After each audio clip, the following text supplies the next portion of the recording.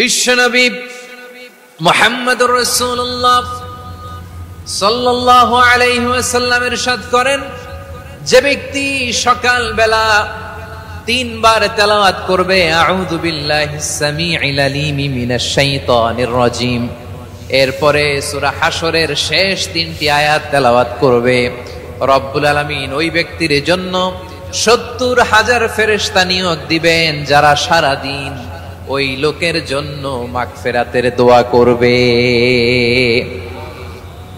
শুধু এখানেই শেষ নয়, বিশ্বনবী ফরমান ওয়া ইন মাতা ফি যালিকাল ইয়াউমি মাতা শাহীদান, ওই দিন যদি ওই ব্যক্তিটা ইন্তেকাল করে সে শহীদ হয়ে কিয়ামতের দিন আল্লাহর সামনে দাঁড়াবে। সকালবেলা যদি পড়েন 3 বার আউযু বিল্লাহিস সামিউল আলিম মিনাশ শাইতানির রাজিম 3 বার পড়ে সূরা হাশরের শেষ 3 আয়াত যদি তেলাওয়াত করেন, তাহলে আপনার জন্য আল্লাহ তাআলা 70,000 ফেরেশতা নিয়োগ করবে। সারা দিন তারা আপনার জন্য মাগফিরাতের দোয়া করবে, আর ওই দিন ইন্তেকাল করলে আল্লাহ তাআলা শহীদ হিসেবে আপনাকে কিয়ামতের দিন দাঁড় করাবে। সুবহানাল্লাহ, এত আস্তে। আবার সন্ধ্যাবেলায় যদি পড়েন, সারা রাতের জন্য 70,000 ফেরেশতা মাগফিরাতের দোয়া করবে। ওই রাতে মারা গেলে শাহাদাতের মৃত্যু নসিব হয়ে যাবে। এজন্য এই দোয়াটা পড়ার দরকার আছে না নাই? আযকারুস সাবাহি ওয়াল মাসা, সকাল সন্ধ্যার যে জিকির, এই জিকিরের অন্তর্ভুক্ত করে নেবেন এই ওয়াজিফাটা।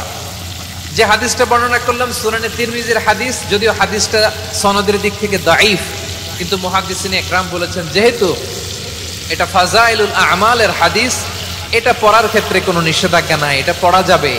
তো সকাল সন্ধ্যা যদি সুযোগ হয় এই ওয়াজিফাটা যেন আমরা পড়ি। এই 3টি আয়াতের ভেতরে আল্লাহ তাআলা তার 14টি গুণবাচক নাম উল্লেখ করে দিয়েছেন। কয়টি? আওয়াজ করে বলেন তো, যারা শুনতে পেয়েছেন বলেন। এই 3টি আয়াতের মধ্যে আল্লাহর কয়টি সুন্দর সুন্দর গুণবাচক নাম আছে বলেন তো? কয়টি? সবাই বলেন কয়টি?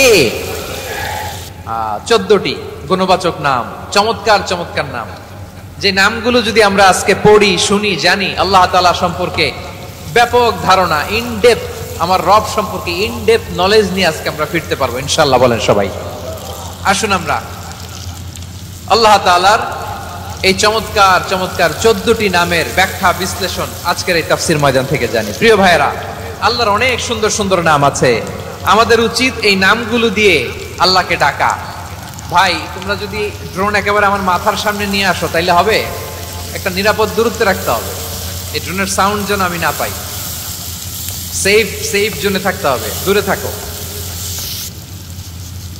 সম্মানিত ভাইয়েরা, আল্লাহ তাআলার চমৎকার চমৎকার অনেক নাম আছে যেগুলো আল্লাহ তাআলা কোরআনে উল্লেখ করেছেন। আল্লাহর আসল নাম হচ্ছে আল্লাহ। আসল নাম কি? সবাই বলুন, আসল নাম কি? কি মাঝখানে কি সমস্যা? এই ভাই যদি না দাঁড়ায়, ওই যে মহিলা প্যান্ডেলের বোনরা তো দেখবে না। ভাই আপনি একটু বসেন, মাঝে মাঝে একটু দাঁড়াবেন। ঠিক আছে, ঠিক আছে, হ্যাঁ হয়েছে। আল্লাহ তাআলার আসল নাম হচ্ছে আল্লাহ। আওয়াজ করে আল্লাহর একটা ডাক দেন, বলেন আল্লাহ। মন থেকে, হৃদয়ের গহীন থেকে, হৃদয় নিংড়ানো মনের সবটুকুন ভালোবাসাকে উজাড় করে দিয়ে আল্লাহর নামটা জপেন তো, পড়েন তো আল্লাহ। কেমন লাগে? ভালো লাগে? এর চেয়ে সুন্দর মধুমাখা নাম, জাদুমাখা নাম আর আছে? দু একজন বলছে নাই। আওয়াজ করে বলেন, এর চেয়ে সুন্দর নাম আর আছে?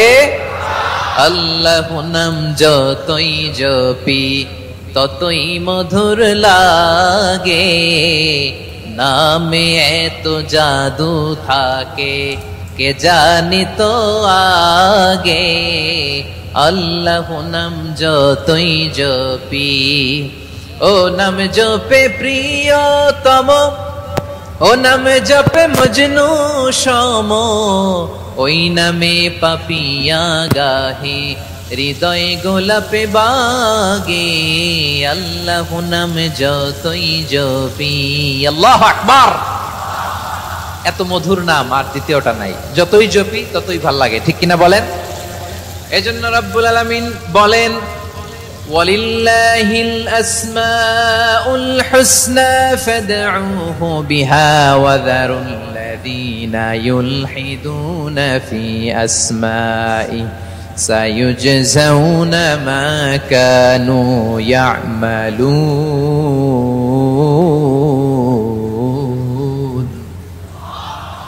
আল্লাহ বললেন আমার অনেক সুন্দর সুন্দর নাম আছে, অনেকগুলো গুণবাচক সুন্দরতম নাম আছে, তোমরা এই নামগুলো ধরে আমি আল্লাহরে ডাকো, আর যারা আমি আল্লাহর নামের বিকৃতি ঘটায় তাদেরকে তোমরা বর্জন করো, আর তারা দুনিয়াতে যা করেছে আখিরাতের ফল তারা ঠিকই পাবে।